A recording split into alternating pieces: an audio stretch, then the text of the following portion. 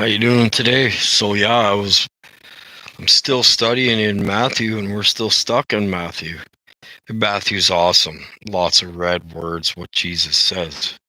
That's what we're to teach right now is the Gospels. Teach it to others. Matthew. Until then, I want to play a song. It's not going to be long. I'm going to be back in like 2 seconds. But I heard this song today.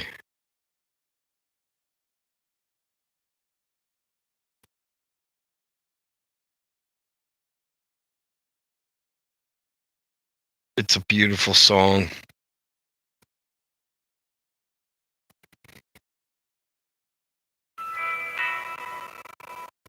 I wanted to play a song to start off today. I can only imagine what it will be like when I walk by your side. I can only imagine what my eyes will see when your face is before me. I can only imagine. Yeah. Glory, what will my heart feel? Will I dance for you, Jesus? Or in awe of you be still? Will I stand in your presence? Or to my knees will I fall? Will I sing hallelujah? Will I be able to speak at all? I can only imagine. I can only imagine when that day comes and I find myself standing in the sun. I can only imagine when all I would do is forever worship you. I can only imagine, yeah. I can only imagine. Surrounded by your glory, what will my heart feel? Will I dance for you, Jesus? Or in awe of you be still? Will I stand in your presence? Or to my knees will I fall? Will I sing hallelujah? Will I be able to speak at all? I can only imagine.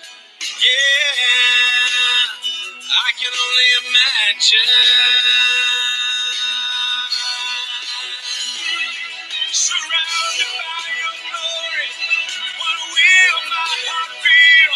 Will I dance for you, Jesus? Or in all of you be still? Will I stand in your presence? Or to my knees will I fall? Will I sing hallelujah? Will I be able to speak it all? I can only imagine. Yeah, I can only imagine. I can only imagine. Yeah, I can only imagine. I can only imagine. I can only imagine.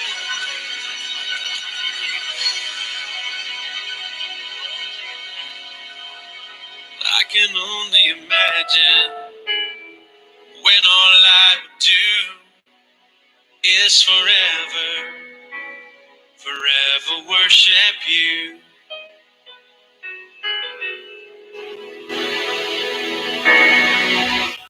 I can only imagine.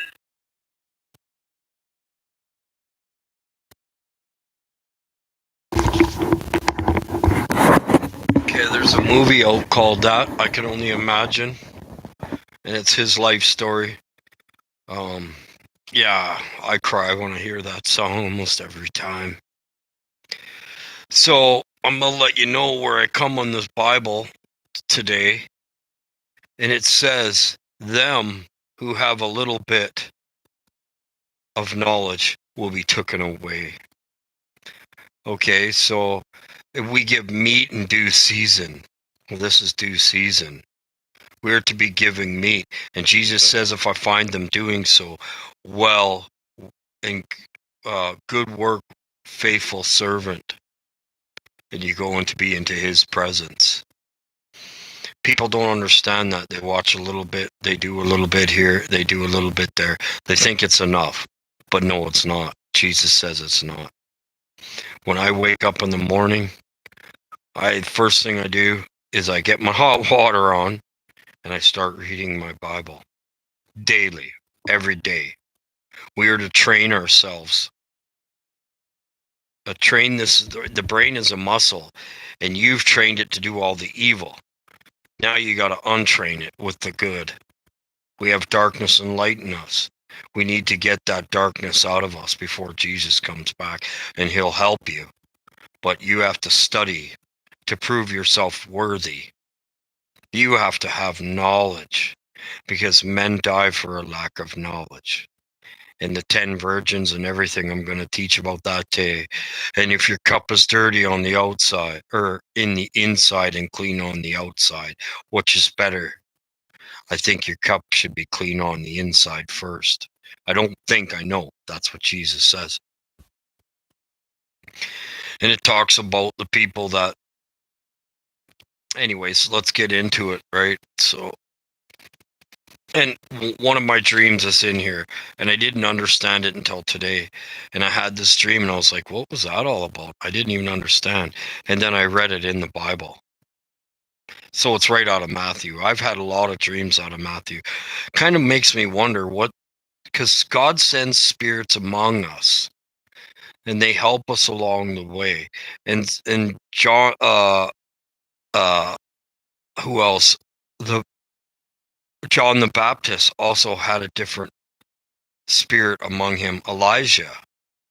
Okay, so God gives us these spirits to help us along the way, our angels. So is Matthew one of my angels? I don't know, because I get quite a few dreams out of Matthew. And they're mind-blowing, and God showed me today that was a dream. He'll show you what that dream was if you don't understand it. Doesn't mean he's going to show you that night. He showed me today, and I had that dream 4 days ago.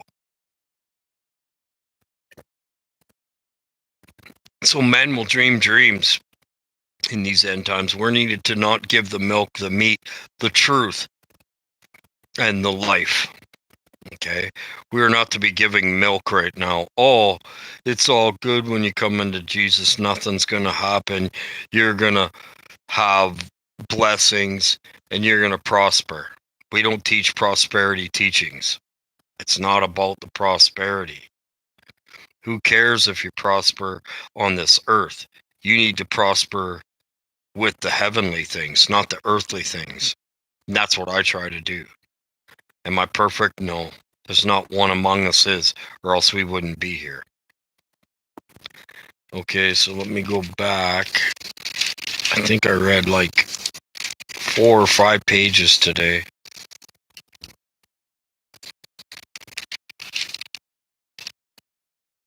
Okay, so because we're doing the Gospels, it's Matthew, Mark, Luke, and John. It's taken me a long time to get through them with you guys because I have the tendency to start speaking. Okay, so yeah, I'm getting close to Mark, so I'm going to start teaching Mark after I'm done. Okay, so Matthew 22:20. Oh yeah, throw on my glasses.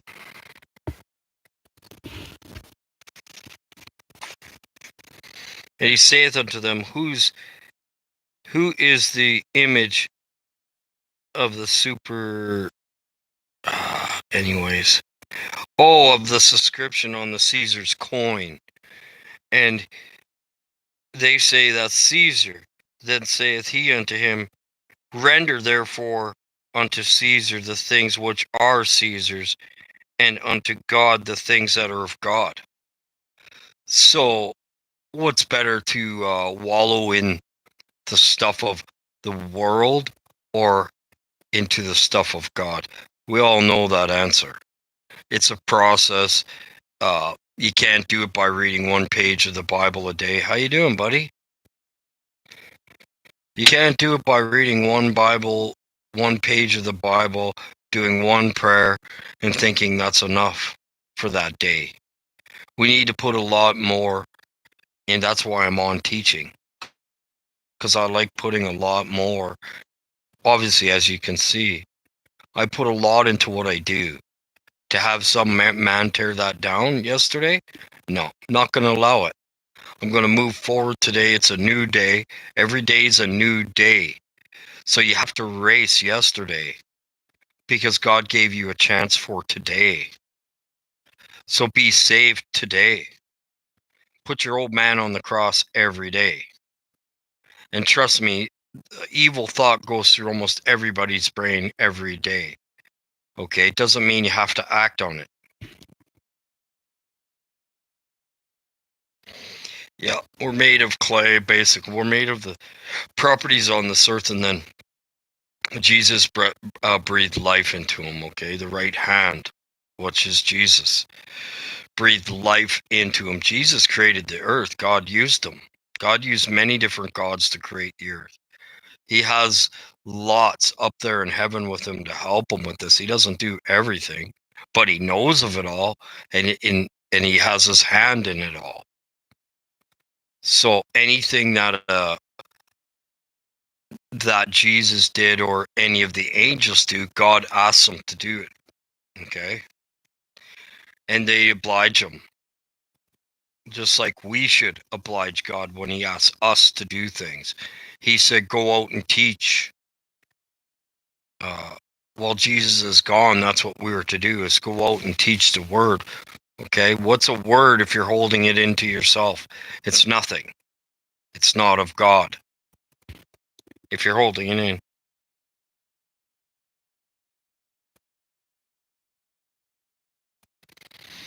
Yeah.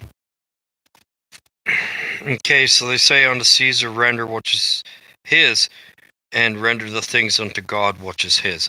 That's why we glorify. Everything that we have is because of God. The spirit that we have in us is because of God. It's not because of us.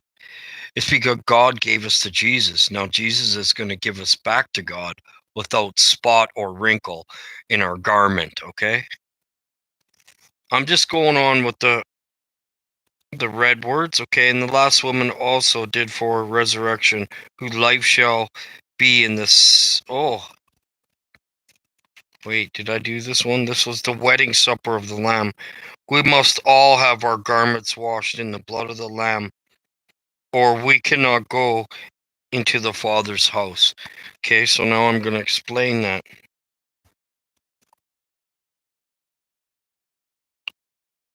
Okay, again, chapter 22, 2, this is long.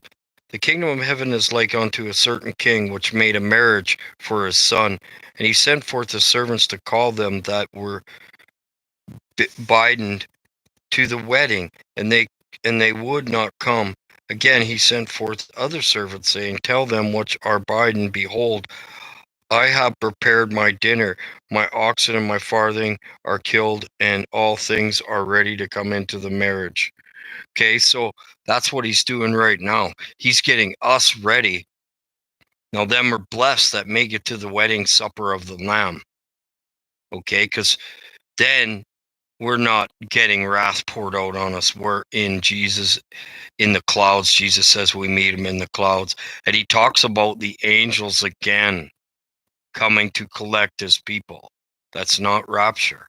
Okay, so, and I didn't want to get onto that rapture theory today, but he shows it to me again. He's like, no, I'm not letting that one go because there's so many people that are misinformed. What is the Lamb? Jesus Christ, the wedding supper of the Lamb. Okay? It's Jesus Christ. It's his blood. He shed his blood, sacrificed his blood. The sacrificial lamb is what Jesus is. He sacrificed himself for us. And spiritually, that's Jesus. Okay? But this time he comes back as a lion, not a lamb. And all things were ready to come into the marriage, but they made light of it and went their ways, one to his farm, another to his merchandise. Yeah. And the remnant took his servant and entered in spitefully and slew them. But when the king heard thereof, he was wroth, and he sent forth his armies and destroyed those murderers and burned up their cities. Okay, so that's like the sower and the seed. He's burning up the evil. So what's happening now? Many people are dying because they gave themselves over to Jesus, or to Satan, sorry. And they're dying because there's people that are marked here, billions of people. Everyone's marked right now.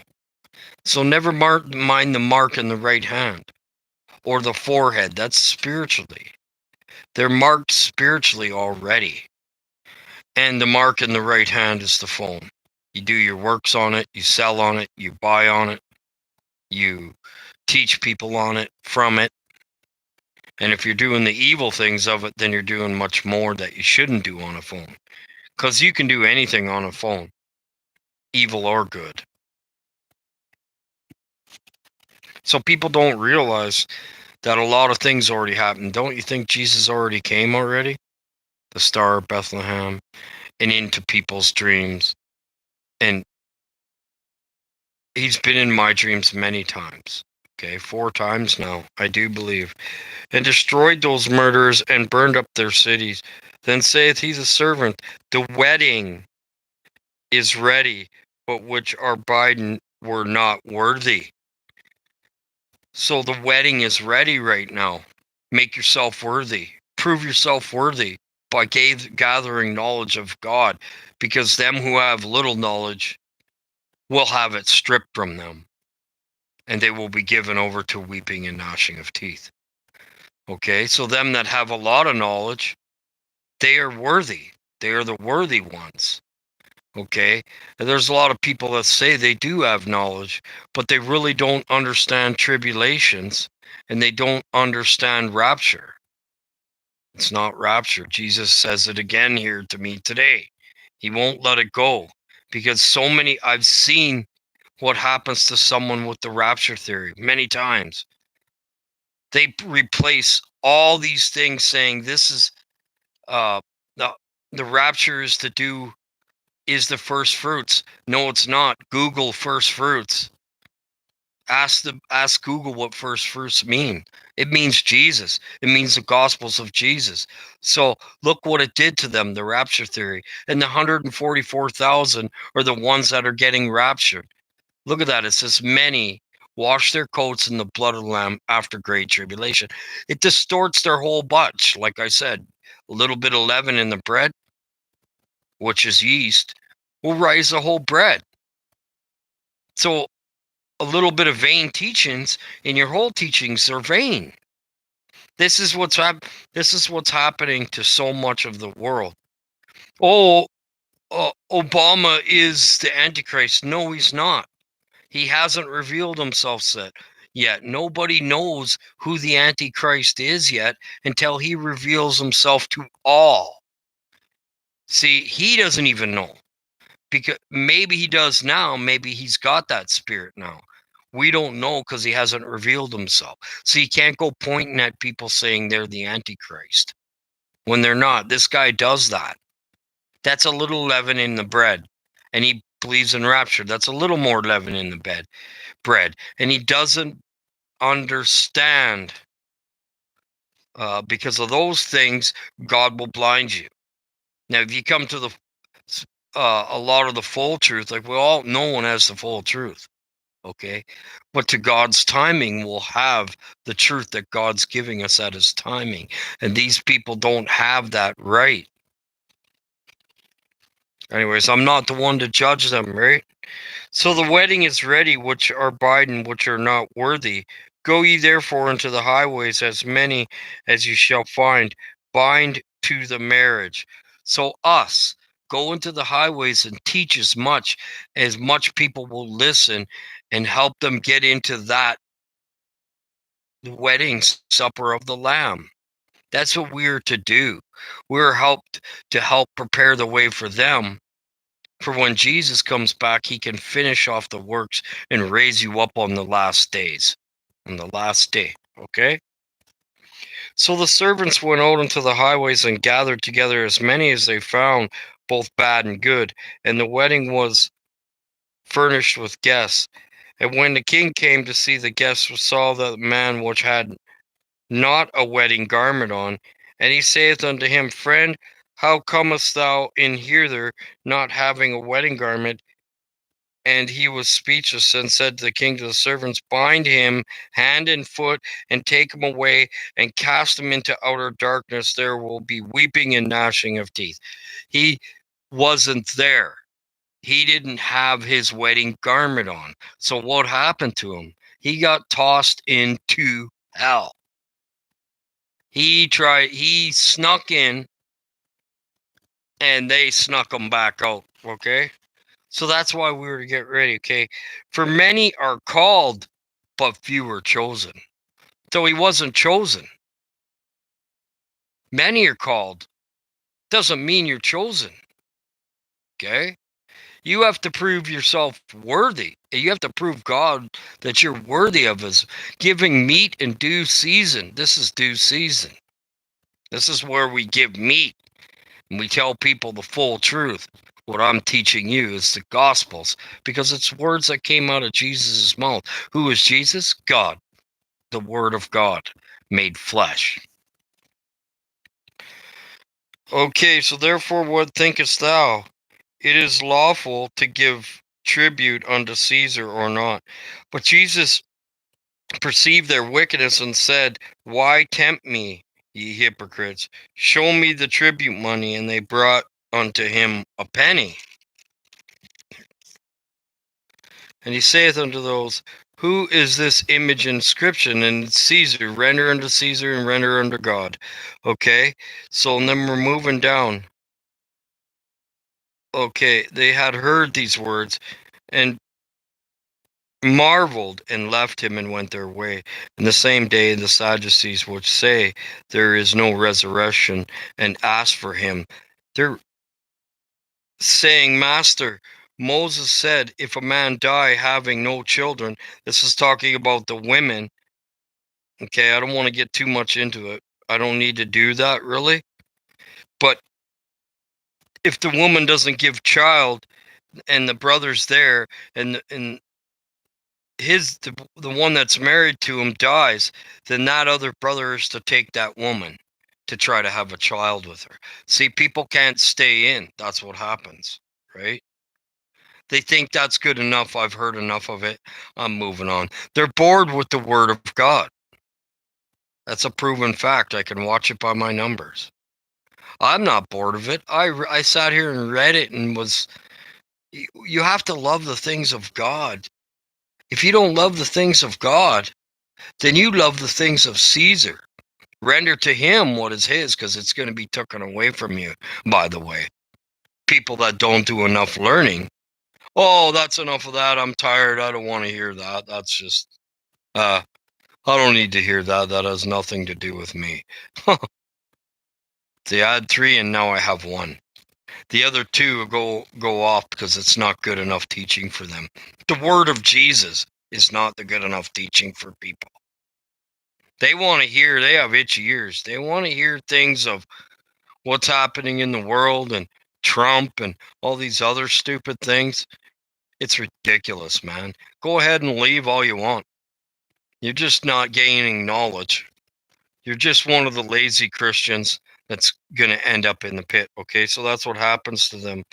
Ye do err, not knowing the scriptures, nor the power of God. For the resurrection, they neither marry nor given in marriage, but they are as angels of God in heaven.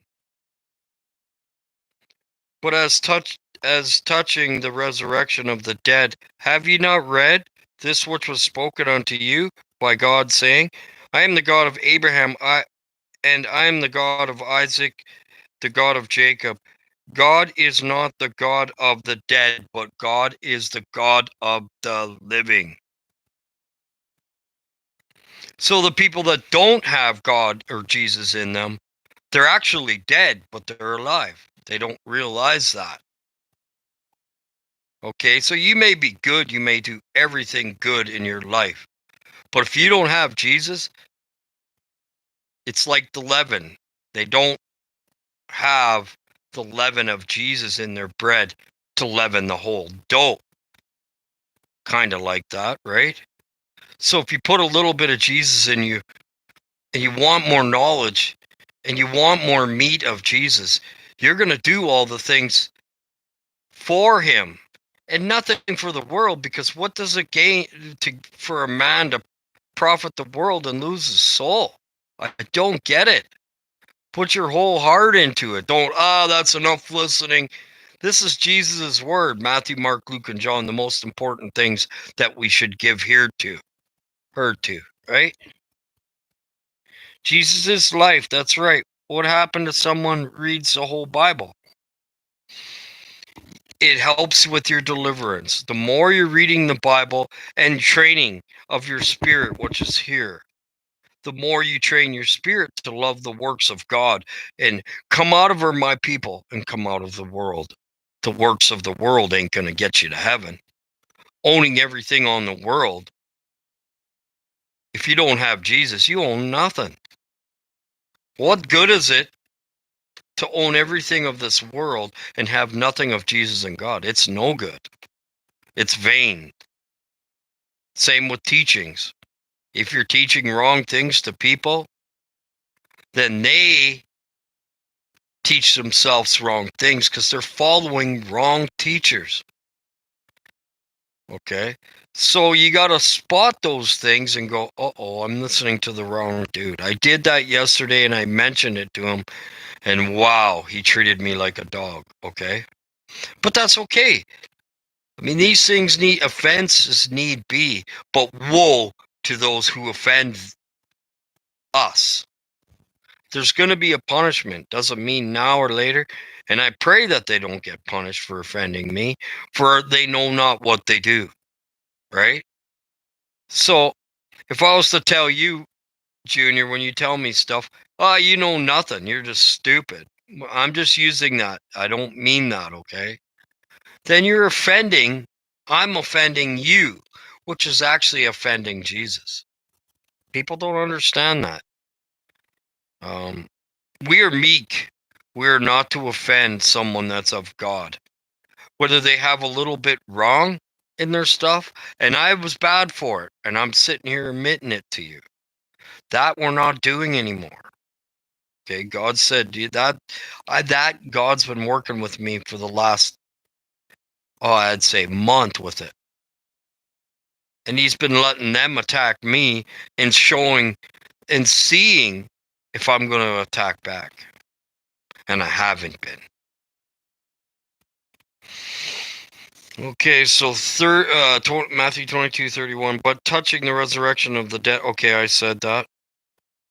Touching the resurrection of the dead, have ye not read which was spoken unto you by God, saying, okay, yeah, I already did that.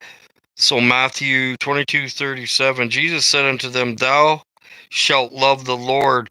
This is one of the commandments. Master is the great commandment in the law of Jesus. So Jesus said these are the two most important. These are the most importance of the commandments. If you do these two commandments, you will make it to heaven, guaranteed. That's basically what he's saying.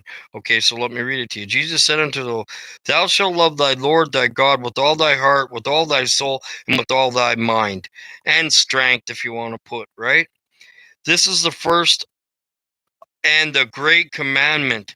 And the second is like unto, thou shalt love thy neighbor as thyself. Okay?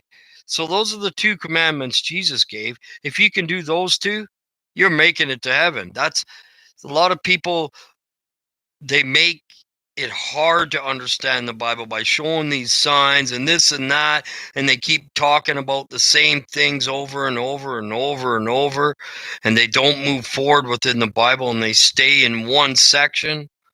like the teacher yesterday that I was telling them. They're not moving forward. They're teaching the people repetitiveness. And that's what we're supposed to do, but with the whole Bible, not just some of it, okay? And to stay out of what men shows us, because it doesn't matter. Men has many signs to show what they are of, eh? Okay, so and these two commandments hang all the law and the prophets. They do everything. 2 commandments. If you could keep those 2 commandments, you shall make it into heaven.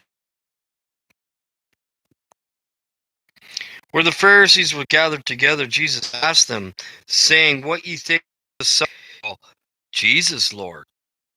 Because he was his God. He was his Lord, even though he had to do with his birth. Okay. And the Lord said unto him, "Sit thou on thy right hand, till I make thy enemies thy footstool." If David then call him Lord, how was he his son? And no man was able to answer him a word, neither durst any man from the day forth ask him any more questions. Then Jesus, okay, chapter 23. Then Jesus spake to the multitude and to his disciples, saying, The scribes and the Pharisees sit in Moses' seat. All therefore, whatsoever thy bid you observe, that observe and do. Okay, so what you're watching, what you are observing, if it's not of God, don't be doing it. That's basically what it said. You do after them works, for they say and do not. Okay, for the blind, heavily burdens and grievous to be borne, and lay them on men's shoulders, but they themselves will not move with one or with one of their fingers. But their works that they do to be seen of men, they make broad their, I don't know how to say this word, phylacteries. I need to look that up.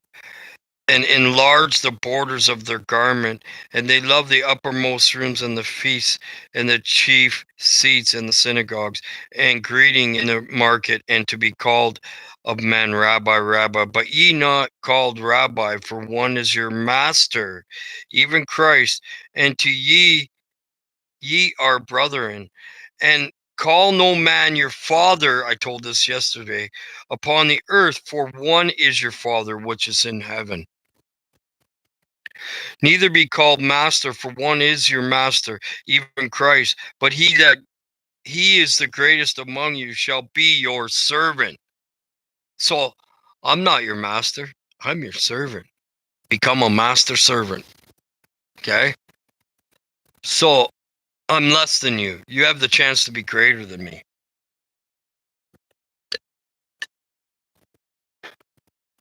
I'm not your master. There's only one. That's him. I am your servant. Okay, and whosoever exalt himself shall be abased. So that means when you're like, hey, I'm great. I'm the one you should listen to. I'm your preacher. I'm your master. I'm your this and that. You're exalting yourself. God's going to abase in you. He's done it to many times. He's going to bring you back down to a level you don't want to be at. And you're going to see that. You might be right back down to the bottom. But as soon as you ask for forgiveness, humble yourself in the sight of the Lord, he will bring you right back to where you were. Okay? So we're stumbling our ways to get to heaven ourselves. We could make that happen quicker, but we're listening to Satan, and it's slowing our process down. We're losing days.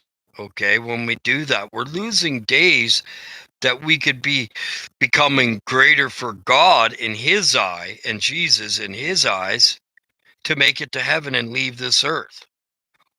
We're a stumbling block to ourselves. We're our own worst enemy. David said, I run from myself. Why? Because we listen to the thing that talks into our ear that we shouldn't be listening to sometimes. That's we, not I, not you. That's us. Okay? So, a basin, and he that shall humble himself, I just said that, shall be exalted. So when you're humble yourself and you come to the Lord and you say sorry, he's going to raise you back up. That's what I just explained. And now you can go forward with the plow. We're here to make it to heaven and bring our brothers with us. That's what we're here for. This is a test. We're not here to play around, go skiing and do all these other things and watch hockey. Like, I watch hockey, okay? But I care less to watch it. I don't go, I got to watch the game. If Jesus has got me doing something, I will miss the game. I really care less about it, right? Like I used to. He's bringing us out of this world. The things that stop us from getting more knowledge are these things of the world. They keep our mind off of God and Jesus. That's Satan keeping your mind from the more your mind's on him, the more you sing out to him, the more you read the Bible, the more you teach, the more you prayer to him, the more you think of him. You're not of this world. You're on it, but you're not of it. So you make yourself less of this world and more of the kingdom in heaven. That's what our job is to do. Come closer and he will come closer to you. Draw nigh and he will draw nigh to you. Do more works for him and he'll do more works for you. It's straight up happened with me. That's why I can teach these things. Because he's made me go through them so that I can teach them. Okay, and another day here today, because I was going to do that yesterday and I forgot. Yeah, and it's about, a lot of people say, well, trying is dying. No, try to your best ability is not dying. That's trying. It's better than not trying, right? It's better than sitting back and playing video games, and that stuff is all of Satan to take your mind off of Jesus. Okay, I don't take my mind off him every day. I wake up singing to him and get on my hands and knees and read every day. It's, to me, the most important thing of the day. I look at my iPad in the morning. No, it's Bible time. First thing I do, even though my eyes are barely open, is I'm reading the Word of God.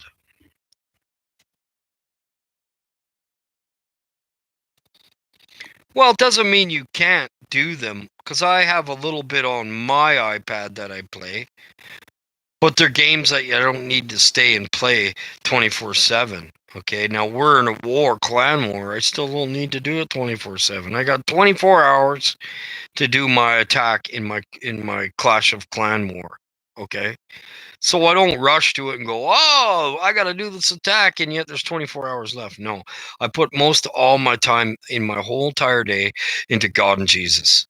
That to me is more important than anything on this earth, okay? So I'm going to get to some very interesting stuff. But woe unto the scribes and Pharisees, hypocrites, for you shut the kingdom of heaven against men. For ye neither go yourselves, neither suffer ye them that are entering to go in. Woe to you, scribes and Pharisees, hypocrites, for you devour windows, houses. So, windows, houses, they devour the windows to God. They close them up with other things.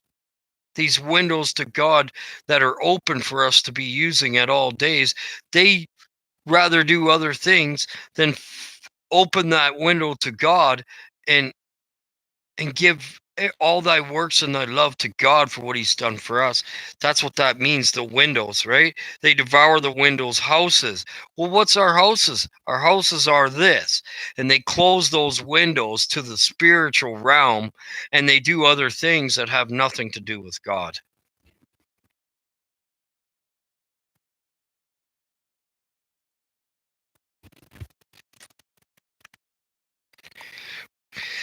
And they pretense make long prayer, okay? So long prayer, there's no need to sit there and pray for half hour, 45 minutes. You're not praying from your heart. I've never prayed more for maybe 10 minutes long. I pray throughout the whole day, here, there, and everywhere. But I don't sit there and pray until I lullaby the guy to sleep, which I know someone that does that. And when they ask me if they can get prayer for me, I'm like, no thanks. I don't need a half-hour prayer. I don't need a 45-minute prayer. It's not, it's more simpler than that. Okay, so people are doing those 45-minute prayers to think that they're praying to God, a good service to God, but God just wants to hear what's out of your heart. If there's 45 minutes in there, that's fake. I believe that's fake. Okay, now it might not be. I don't know. I'm not the one to judge that. But he says long prayer. There's no need for it. Why do people pray so long? Now, if you're in prayer and supplication and you're praying to God, not out loud, that's a different story. I pray and talk to him. I don't just pray. I talk with him. I say, well, God, I know I need to stop doing this. And I really want to, God. And I really didn't like what I did. And I'm sorry. Okay, that's not prayer. That's repenting. For make prayer, young for ye shall receive the greater domination. Woe unto the scribes and the Pharisees, the hypocrites, for you can pass the sea and the land to make one.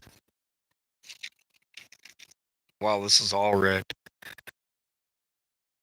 Apostolate, and when he is made, ye make him twofold more the child of hell than yourselves. Well, I didn't understand that one. Okay, so we don't know. Woe unto ye, blind guides, which say, whosoever shall swear by the temple is nothing, but whosoever shall swear by the gold is temple, he is a debtor. Ye fools and blind, for whether is great in the gold temple, and so sanctifieth the gold, and whoso. Okay, I don't want to do this one because it's a.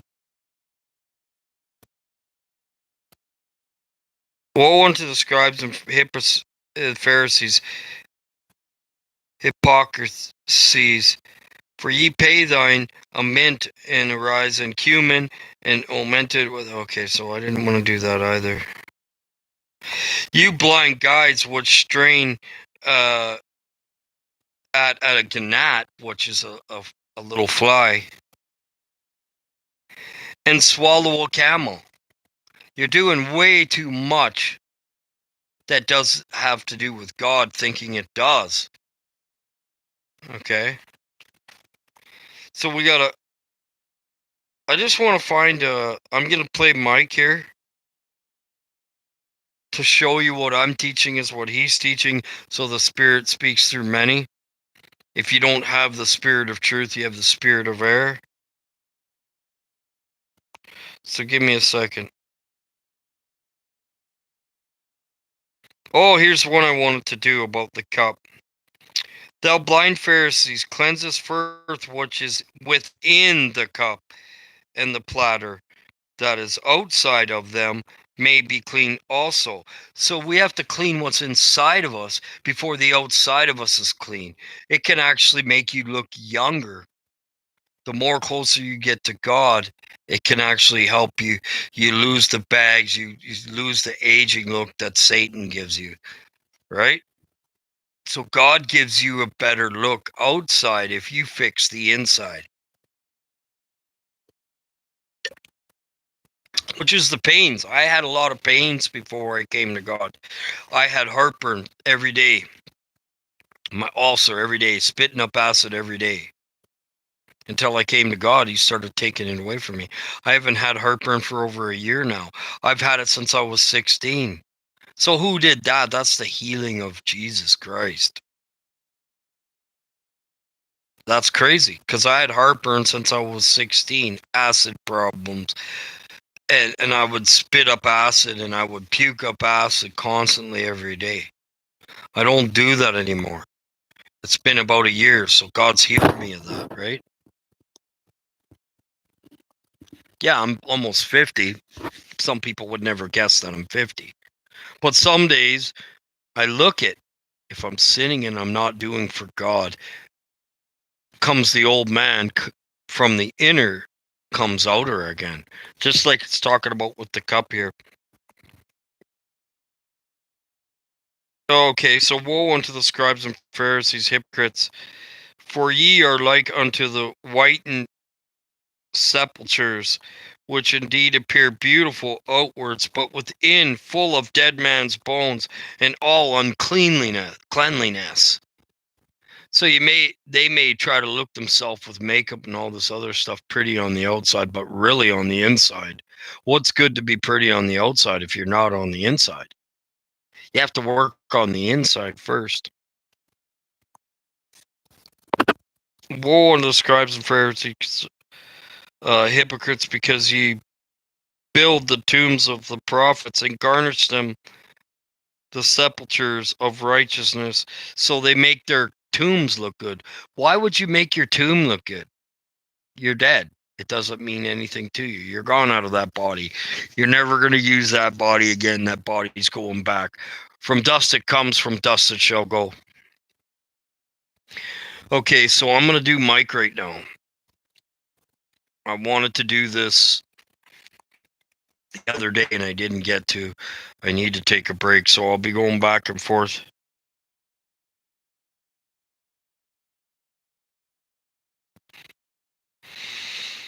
Okay, so give me a second here.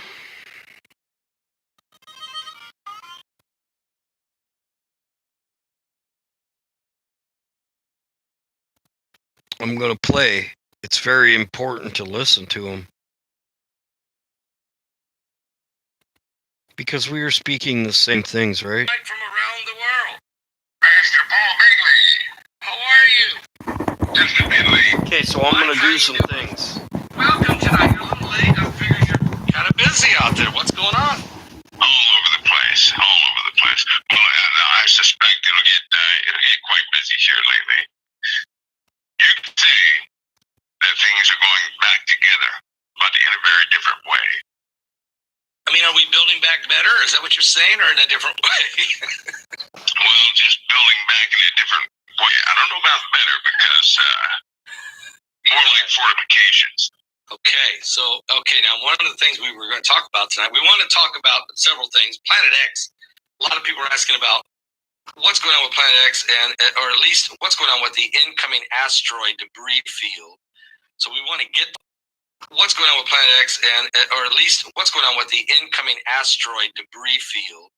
So we want to get to that tonight. Also, the threat of Russia, China are that tonight. Also, the threat of Russia, China are our power grid. What's happening with all of that? It's a concern. But what we want to start with is the variant strains. Certainly, that now is becoming. I just saw it. Thank you, Heidi, so much. I just saw this on the news. It just came out. There's 4,000 variant strains now of the virus. How in the world? And they're saying that especially the UK strain is very. It's affecting different age groups. There's one in Brazil. I see a couple of them are taking off in South Africa. Spain's got one. California's got one. You probably know about a lot more. Can you tell us what's happening? It's unbelievable, Mike. Unbelievable. I told people it's the best presentation you've ever given. And we've got confirmation by several of the other guests. None of you have heard each other's presentations, so it's blowing me away how uniquely you guys have brought it forward. So can you tell us, what can you tell us about this, these variant strains? It's very tight. It's very different. I think that, first of all, they're going to come out with a few things regarding its abilities, because they're going to find certain areas of the virus under control, but the mutation factor of this virus is off the scale, meaning the longer it stays, the longer it continues to stay amongst the first real fears that was raised with the SARS family. And this virus, by the way, is part of the SARS family. But incredible.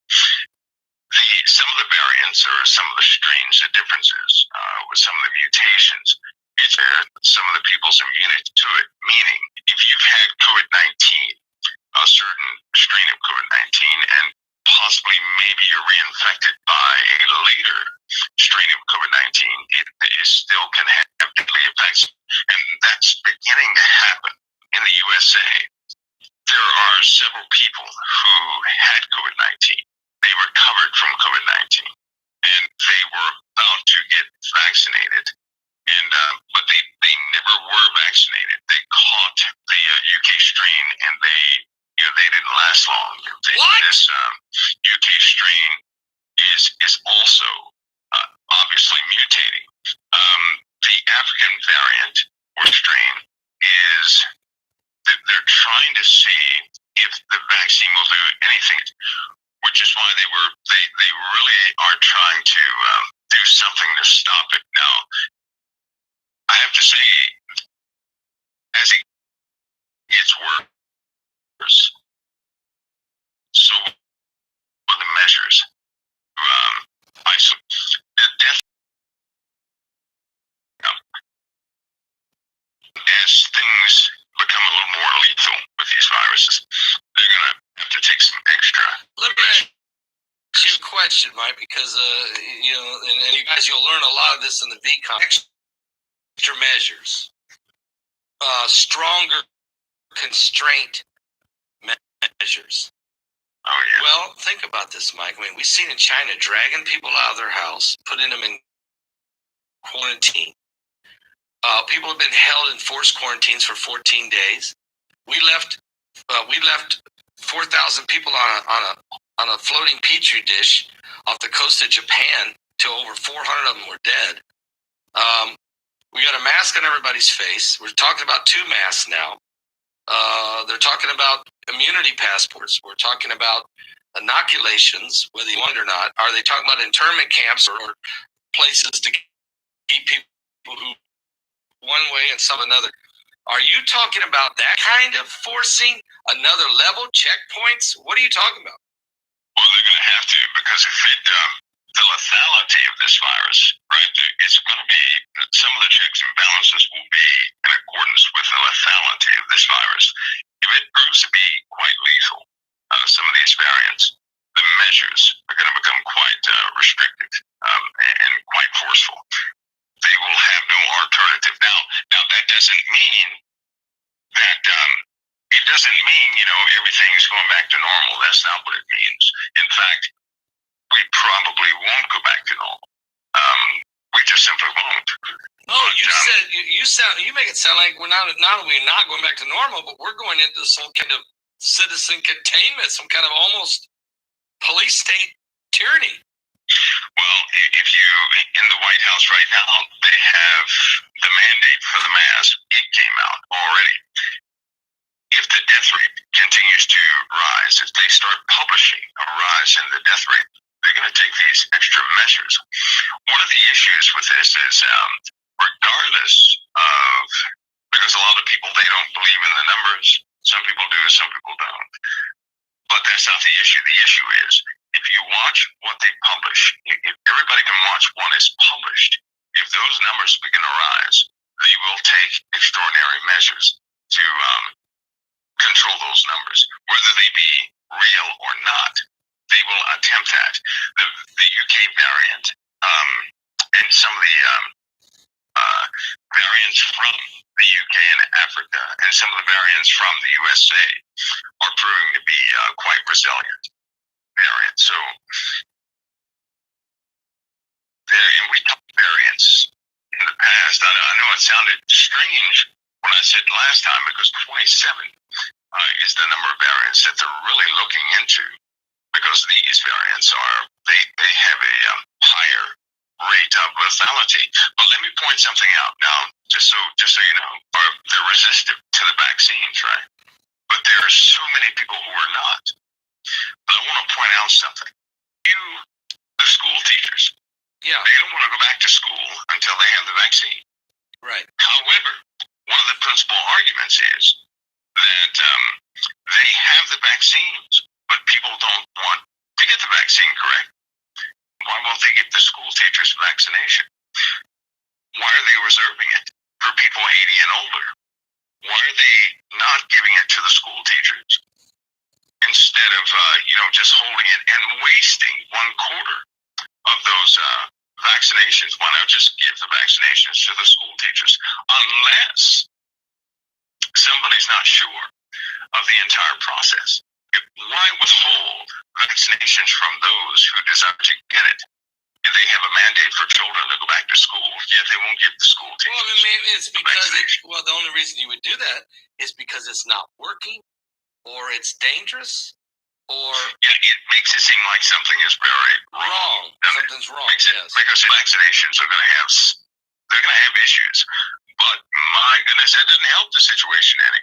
But when they just will not give it to the school teachers, that raises a lot of red flags about it. And then you have people who are, Pastor Paul, they're lining up. They stay overnight to attempt to get vaccinated. They're so frightened, right?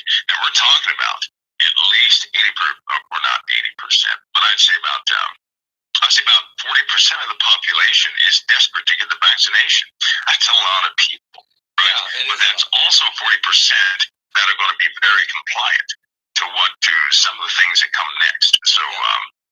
So let's talk about that. Let's talk about, what do you expect, or what have you seen? What information do you have of what will be some of the next steps that we may see that would really alter our lives, besides shutting down sporting events or shutting down churches? Do you see more intense confinement or containment? Tell us what you see coming, and when do you see it happening? If the variants prove to be resistant to the vaccines, if this is published to the people, you're going to see forced movements is what you'll see. You will most certainly see forced movements. And given the fact that, there are certain food items many of them have, that's control of the food mechanism, period. And so forced movement sounds like, are you saying forcibly moving people out of their homes or their communities, out of cities or towns to somewhere else? That's a complete rearranging of how people operate on a day-to-day basis is what that will be. And based on who is compliant, who is not, they're going to have to deal with the rebellious element to their rules. They're going to have things in place to deal with that. The example of Capitol Hill allowed the military to be placed in several different places. Some of the violence is no longer in the realm of thought, but now they know that people are capable of carrying things out based upon what they believe, not necessarily based upon factual things, but based upon what they believe. And now that this is in the minds of so many individuals, they're going to have some sort of police element in place to enforce whatever comes next. And they won't hesitate. They're not going to hesitate to do that, because it will seem like the goal is to save lives. And in that goal to save lives, they're going to do whatever's necessary to ensure that this virus is stopped. They're going to make sure of that. We won't take the route of China, because they have, there are different mandates here in the U.S. and people operate a bit differently. However, the ending is going to be a type of wearing down of people. Is rushing to get inoculated. Then what do you do with the rest of the people? So then if you can't push them along or move them along, then you start disrupting their lives, and you start rearranging them, isolating them, or putting them in different locations. If that don't work, where do we go from there? Yeah, they'll have to. They will, if agents. And one of the outcomes to a deadly contagion within the U.S. is if a person does not comply, that person is stripped of all civil liberties until they do comply. If they continue to fail to comply, they will be gathered up and put in specific places. That is because if a serious contagion hit the U.S. and COVID-19 is simply a test run is like a test run, because we're going to face much more deadlier things in COVID-19. COVID-19 is something we can use as a gauge, and based upon the chaos that has been that evolves around COVID-19. If I hit the U.S. and people had 3 days to make a decision whether they would comply or not, there's going to be millions dead from that one in the first week, which will severely take away most of our population. COVID-19 really is like a practice run. It is something that everybody can use as a gauge to see what society is going to do in the event of a real virus. And also, a lot of people, when a person gets frightened, they don't want to hear details about anything like that, right? No. But there's some pretty deadly things out there that are already on the move, and some of those things live in a time where biological warfare is very real. It's a real threat. It's an imminent threat. Yeah. So it's more than real. It's imminent, meaning it's going to be used. We just don't, it's being when used. that will happen. Or maybe it's being used, Mike. Maybe but this we know it's on the move. Yeah. I mean, that's why I'm calling this the triad of evil. Once we got some information in this V conference, guys, in the V conference, you'll understand what I mean by the triad of evil, the 3 different groups that were involved. You'll understand what I mean by the triad of evil, the 3 different groups that were involved in the origin of this thing. And I think when you understand that, and then it will help you understand that when Heidi got that word from the Lord, when she said, Lord, is this a natural breakout from you as judgment? And the Lord said, no, I did not do this. This is done by the hands of evil men. And she said that right out of the blocks as the Lord had showed her. Well, in the airport with files of it in his socks. Guys, we knew about that 9 months ago. I mean, a year ago almost. So, Mike, let's talk about something else, because as you said, there's some issues coming. And if people don't believe it, just read the Bible, because the Bible tells you as this beast kingdom gets in position, there will be those who have lived under the Iron Curtain of the Soviet Union, or maybe those who still live under they know what this is about. Mike, there's a lot of concern also on Planet X and Nibiru, the incoming debris field. More and more meteorites, even asteroids, are being spotted, near-miss objects that you can start to anticipate a flurry of incoming debris from this cluster. So he's starting to use very similar terminology that you have. Can you elaborate on this and give us some times, what to anticipate and some time frames on it? Well, I'll tell you, we're in the year 2021, and the buildup is, it's beginning. There is, when you're dealing with celestial events of this magnitude, will eventually result in ongoing destruction, because you're looking at an event that's just not going to come and hit one day and leave. That's not the way this is going to happen. This will be a buildup of things. In fact, it will be nice if one day we could walk outside and, just observe in peace and see some big stuff in the sky and just go back inside and watch television or something. But unfortunately, you're right. That's not the way it's going to happen, because it's a trickling event. It's a trickling event. It's what it's almost like. It was a documentation about some of the dreams that people purportedly had before the days of Noah. And people were dreaming about trees in the skies, whales in the skies, stuff like that. They were dreaming about this. Okay. And the dreams were like a plague. They were going all over. Everybody was having these strange dreams, and this was actually, documented.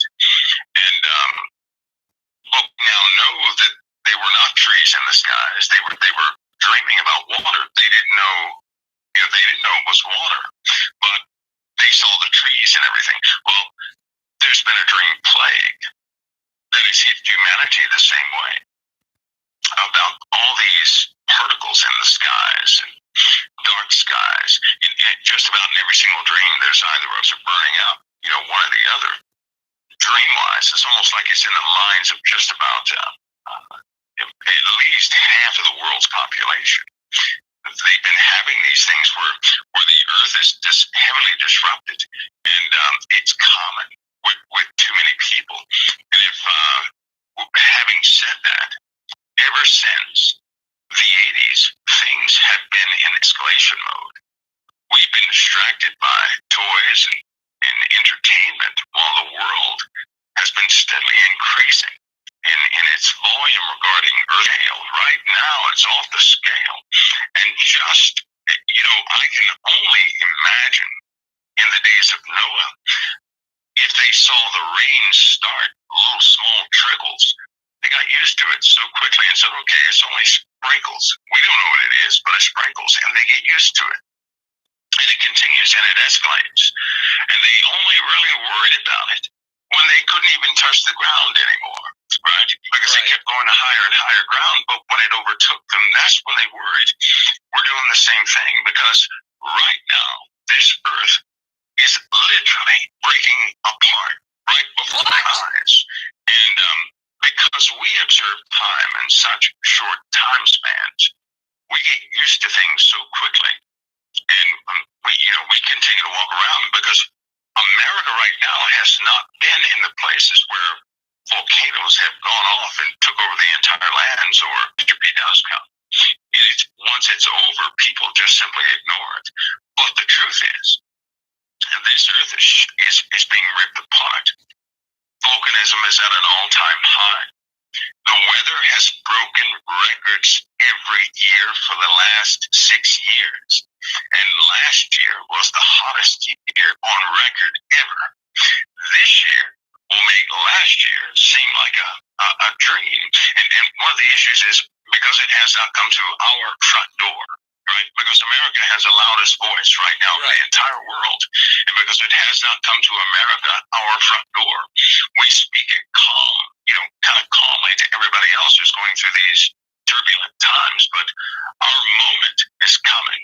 And because when America right now beneath our feet is becoming quite unstable, I'm sure that they've tried to blame most of these phenomena on fracking.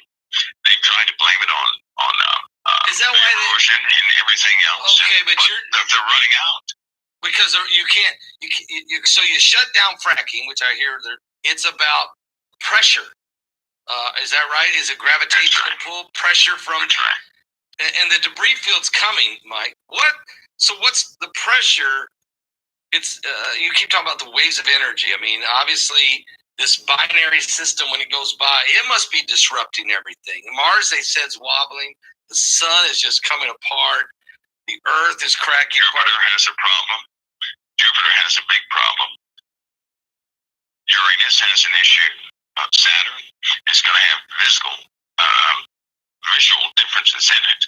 I wouldn't be surprised if Saturn's rings would change by at least 30 degrees. And what do you mean? You mean change? But they'll do it fast. This will happen fast. Yeah, the rings, the visual observations. Well, that's a pole shift. Change. Is that a pole shift? That's a severe wobble. Something that will eventually take hold of us. We have a double wobble right now.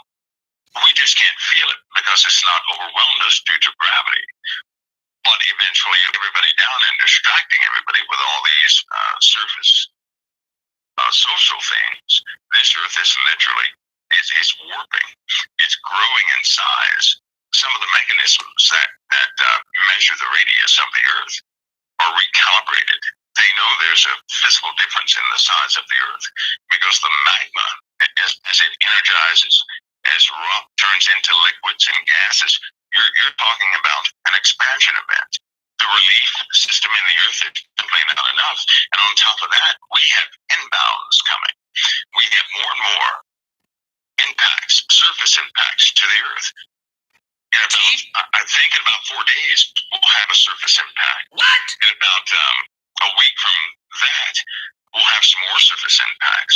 And these are just the ones that are very dense. We'll likely have impacts. They will breach atmosphere and come in. Now, how big they will be as far as will it damage anything? Nobody knows. But they'll be visible to somebody. Will see them as big fireballs. And they were over the Atlantic just recently. And so that will happen more and more until things are burning pretty bad. And we're about to get a very dry spell in the summer. Our humidity is going to go down at least, 20%. You subtract 20% from standard humidity. We're looking at a very dry summer. That is, it's going to... On fire? I'm hoping, I tell you what, I hope that, California is going to be on fire again. Texas is going to have fire troubles. Anywhere where there are forests and national reserves, things of that nature, they're going to have to deal with the tinderbox issue. People are not very responsible. And some people are just flat out crazy, and they will try to start fires and become careless about what they're doing. So we're going to have to deal with that. Not to mention, we're going to have breaches in our atmosphere. So even without the interaction of people here, we're still going to have to deal with fires. But this also includes Russia. This includes China. This includes places in South America. So in the summertime, also because of how the Earth is going to be positioned, expect some major eruptions this summer. Just expect it. I'm not going to, mince any words with that. It's going to be some surprise eruptions. It's just not going to look good. It's going to be a very volatile summer that will carry through and continue to carry through. Mike Brown, the world's with us tonight, guys. Of course, he is one of the major speakers in the V conference that starts tomorrow. Okay, so this guy sells conferences. If 2,000 people buy a ticket, that's $20,000. Wow. I don't pay, and I'm not going up against him. He does what he does. But he gets paid more than the average man does. Even some rich people do. So, anyways, I don't ask you to pay for the word of God that should be given freely. And he's making a conference every month or two? Crazy. And then a week later, another one. Here's what Revelation 8:8 says. First of all, it starts talking about these hail. Now he starts talking like I've been teaching too, so that's why I'm playing this, right? In Revelation 8, chapter 6, the seven angels which had the seven trumpets prepare themselves to sound. Now, the first angel sounded, there followed hail and fire mingled with blood, and they were cast upon the earth, and the third part of the trees were burnt up, and all the green grass was burnt up. And the second angel sounded, as it were a great mountain burning with fire, cast into the sea. Third part of the sea became blood, and the third part of the creatures which were in the sea and had life died, and the third part of the ships were destroyed. I've one a week later, and it's just going to keep coming. Things are going to get dry. They're going to have more fires, more impacts, and at some point, some big ones that kill a lot of people. Is this going to be, do you feel like this could be during this clusters that's coming?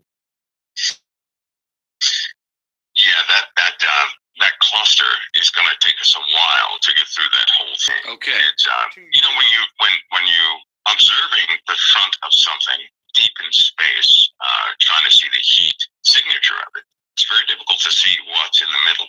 It's very difficult to see exactly how, because it's out there. Is, but I'll tell you this, I guarantee it's going to last more than a year. When's it going to start, Mike? Hardly anything will be left if that takes place. What? Wait a minute. I mean, it's going to last at least a year, and hardly anything will be left on the earth. That's one way of it.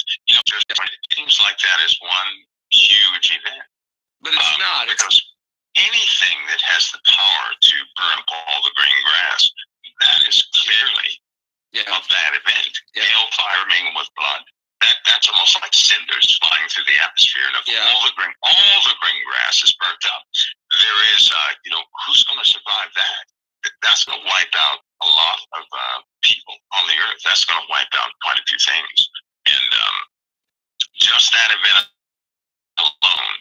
1/3 is burnt out. If I took if you look at the Earth, when you start looking at how many trees we have right now, if 1/3 burnt up, that means 3/4 of this Earth is just cinders. Is what that means. All the green grass burning up means a severe climate shift, atmospheric problems, fires all over the place. Yes, 1/3 of the trees. Starvation. It's 1/3 of the trees, but all the green grass. All the green grass. Yeah. Who's going to survive that with all the green grass? Even if a person would say, well, maybe all the green grass being burned up is all the grass being dried out. Yeah. Still through that. Yeah. And these events that are coming are we're not going to miss them. It's not like, well, maybe pass. It's not like a storm that's going to dissipate. No, because this is almost like it's a 2 million mile wall of rock, debris, and everything else. And that's just a small finger of it. Wow. That's observable. It extends further out than that. Mike, are you saying it's 2 million miles wide? Yeah. Yeah. The width of it, the width that is highly detectable is 2 million miles. And how deep? Wide. About a few years deep is the only way you can, I heard it mentioned that way. It's a few years deep. Okay. A few years deep. Right. So when it begins, it's just like last year when we were talking, it would, when I said it would begin by small, unnoticeable, these inbound rocks that would come and they would be sporadic, and then all of a sudden you would have more and more every single day. Then you would have atmospheric breaches. Yeah. Now keep in mind, as these things hit our atmospheres, they also release vapor into the atmosphere. We're going to have a buildup of arsenic in the atmosphere. Yeah. Right. All the chemists. It's a known compound that will cause, to affect our bodies in ways that we don't want our bodies to be affected. We get these events, they're coming.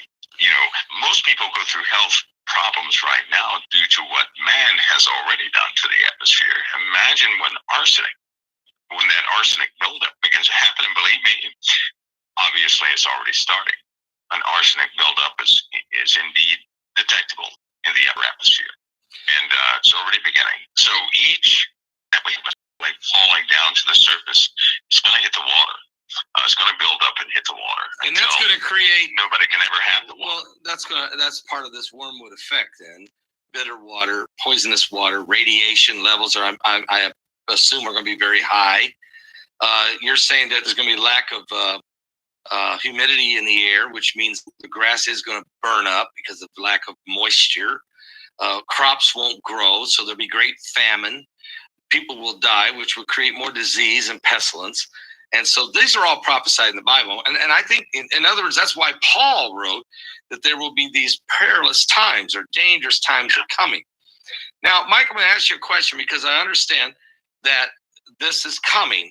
And even Gil Brizard, he's an amateur astronomer, and he has been studying Planet X Nibiru for some. Thing is Planet X in the Bible. So anybody even teaching that, even Mike said, this thing they call Planet X. That's what people call it. Toward the skies, the shooting thing coming in. That's false. But there's so much of it coming. It's such a dense rocks. So when do you expect this to begin? Has it begun? Yes. Or when do you think people are going to really be saying what's going on? What's your anticipation of that? Well, give it a couple months, and people will be saying, what's happening here, because we're going to see escalations in the earth always marked disturbances, guys. So we're going to see a steady buildup of things. We have been seeing it, but unfortunately, this buildup is going to be quite interactive with the surface of the earth. We've gone to the point where it was just dust. We've seen that buildup of dust. Yeah, we have. And we in a partial place, there's going to be a thick, almost like a wall of iron oxide that we have to deal with also. we're going to see elemental changes in the Earth. Also, we have more pulses on the way.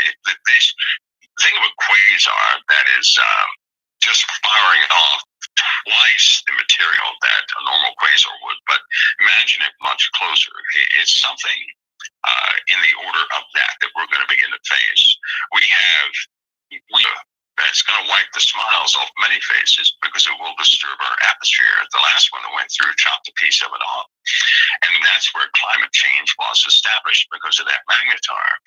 It wasn't really climate change as far as what man was doing. Those were emergency meetings because NASA had verified that a portion of our atmosphere was taken off that day and nobody knew about it, which left us very vulnerable to microwave radiation, which was coming down and kill people in the poles, which was off limits for a while. So imagine if half of our atmosphere is just, a big chunk of that is wiped away. You're looking at, that's a sickness that would be imposed upon people within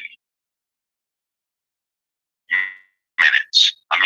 That's vitrification in desert arid areas. Certain areas are turned to glass. That's not going to be good. The repair portion of the movement of the atmosphere will begin to fall in on itself, but that's a very dangerous scenario, and we're going to have to face that a few times.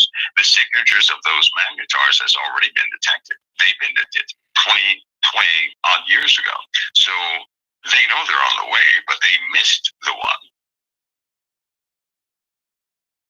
That was 2003 and 4 and 5 that started this whole thing in the first place. So we have a few things we're going to have to deal with. Mike, you talk about volcanism. You've said this about 3 times in the broadcast. Volcanoes. I generally catch those things. Why? Is it because of the incoming debris field? No, or is it the pressure?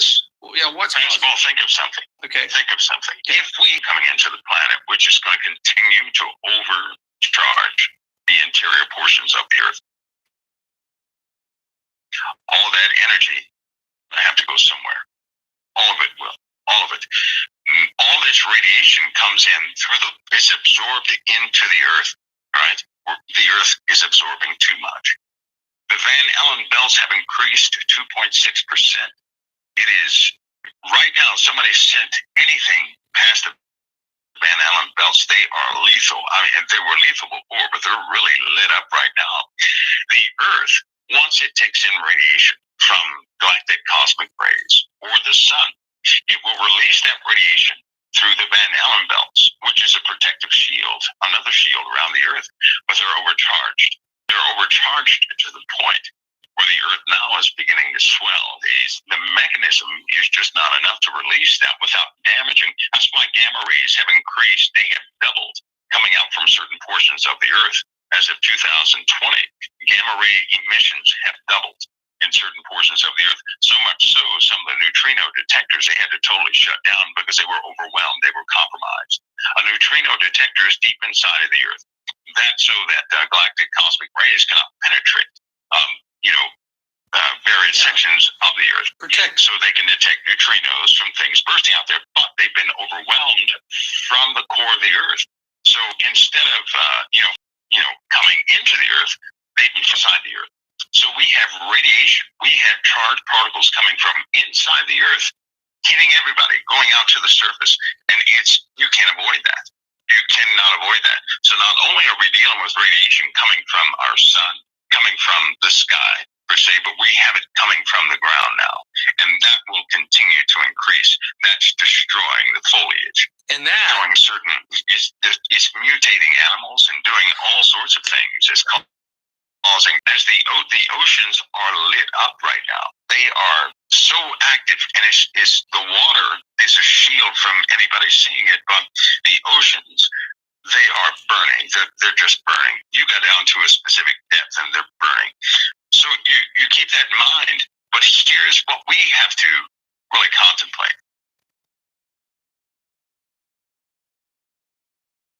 We have no way we can protect the these oil storage centers from impacts. You can't protect them.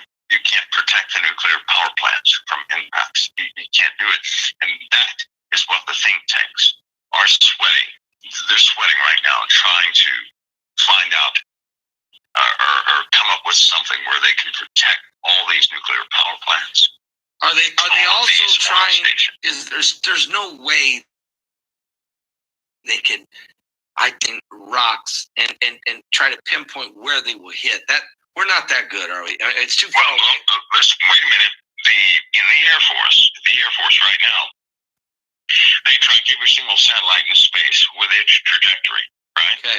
In fact, I could show somebody how to buy a $99 NVIDIA AI device, AI computer that can calculate 10 teraflops of data per second. That means you can actually simulate smoke and track every single atom in that smoke in real time. Piece of hardware from Amazon. You can track everything in the vicinity up to a specific depth around our planet, miles away. They have that ability. Okay. Will they use it for the safety of the entire planet? They're going to use it for themselves. We have to, I have to remember that this whole thing is all about the saints, and that man, if he could, he would organize and be carrying one to another. But so those that are really know what's happening, they're already building underground bunkers. They're preparing water. They're sucking the water left. If Jesus don't come and take us away, if this isn't the rapture or the end of the world, but if this is just a apocalyptic era that mankind goes through first, the church, if it's still here and this isn't the end, has to figure out how it will survive and work together. That's going to require, if we don't have knowledge of where things are going to hit, we're going to have to rely on the Holy Spirit. We're going to have to rely on the power of God and our faith. Even if we are here for a part of it, we're still going to have to work together. Even if it's just the beginning phases of it before we're gone. I mean, the church is going to have to believe in the Lord Jesus Christ and use the Spirit. Am I right? You know what? Here's what I believe so strongly.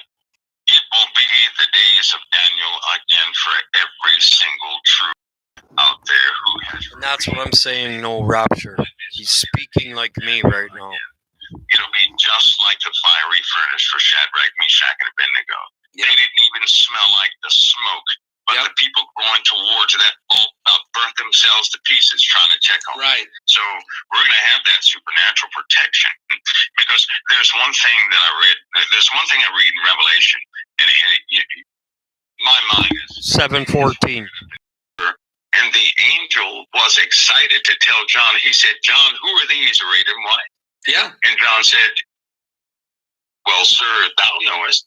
And the angel, he was excited. If you could translate that today, it's almost like the angel said, "John, who are these over here arrayed in white?" John said, "I don't know who they are. You know." He said, "Well, these are they who, your security is, they came out of great tribulation." So out of great tribulation. Now, regarding great tribulation, I know a lot of people teach that great tribulation is that it comes at the end. No. Because I remember the words of Christ. Wow. Yes. Jesus said that the joy everybody else had in the world. That means since we've been on the earth, we've been going through tribulation. That word great implies and going through it. Right. We've been going through it. And Mike, it's different. Yes. There's a difference, and people get so confused. But see, they don't know what tribulation means because of rapture. Those are two Paul. That's right. And they get confused. They think tribulation is the wrath. No, the wrath is the judgment of God that He has reserved for the guilty, for the ungodly, not for us, but but some of these great, like you said, persecution. Not some of the great tribulation, all. See, he said, But anyways, I don't want to talk. Right? I mean, if you're a Christian in China, you're already living under horrible persecution. So, and it's it. Go ahead. And I've been saying that they're killing them. They're burning the children and their whole and the people. These are people. They're like I can never say I've smiled the entire time in my life. In fact, it's almost like a disaster story for each Christian in the world. They've had to struggle. Nothing came easy. Everything was full of tricks and vices and everything else. But wasn't that the Lord that in the Bible, doesn't it say glory in our tribulations? It does. It promises us that we're going to have tribulation. Now, I've been teaching that. They wash their robes white. I send tribulations for you to glory in. Just what he said. Our refinement. So that there you go, right there. That means that these are people who believe sincerely strove for that mark, and when they came out of the part that gets me, why would a Christian fear anything in Revelation? Okay, so he's taught the things that I teach. Them are they who wash their coats in the blood of the Lamb after great tribulation. Oh, that takes. There will No, there's no breaks anymore. pains, and we're about to experience it. Before the baby's born, there's some intense labor that goes on. Am I right? Oh yeah, and the water breaks. The water breaks. Mike, can we talk again next Thursday? Yes, we can. Should they get the chicken? We can. They better get the chicken for this weekend, should they? Yeah, get the No. tickets and then get a seatbelt and a helmet for next week. Yeah. Okay. Okay, I will for next week. Mike, thank you so much for being with us tonight. Well, God bless you, Pastor Paul. Go on any further with that. We are teaching the same thing. God sends tribulation for you. Ephesians 3:13. And after you've gone through those tribulations, you will. Let me find it.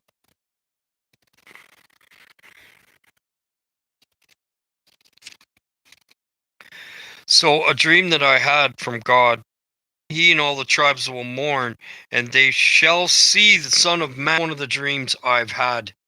Okay. I had another one too the other day, and that you get them. I got that 4 days ago, and I got it today. It's annoying me because I want to tell you this. And he shall day long. Listen again. And he shall send his angels with great sound of and they together his from the elect of the four winds to the end of heaven until the other, and they shall gather them.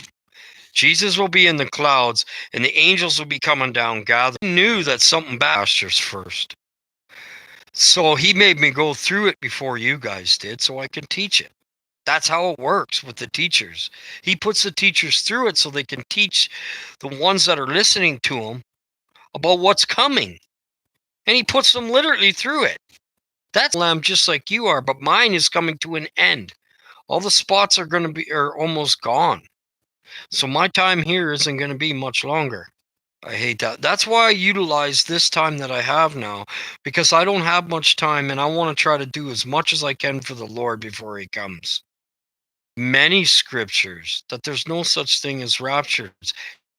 Jesus says, I'll send my angels to gather them. Is lying to me, saying it's a very important question.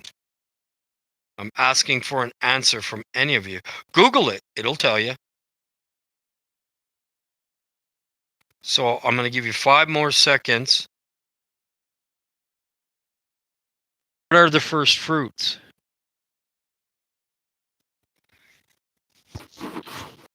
Some words came out, and the AI just says Jesus, the Gospels. This guy said rapture is the first fruits, and 144,000 is the first fruits. Anyways, I got to jump off because it's going to keep doing this now. It's going to wreck the rest of my show. The first fruits of the Gospels of